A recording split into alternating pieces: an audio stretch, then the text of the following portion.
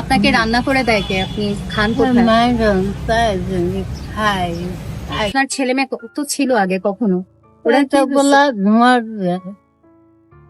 মারা গেছে। মারা গেছে? মারা গেছে কিভাবে মারা গেছে?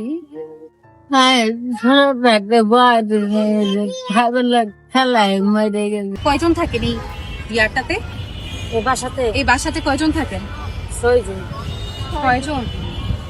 এই বাচ্চা এই বাবুলা কার? আপনার আপনার হাজবেন্ড কি করে?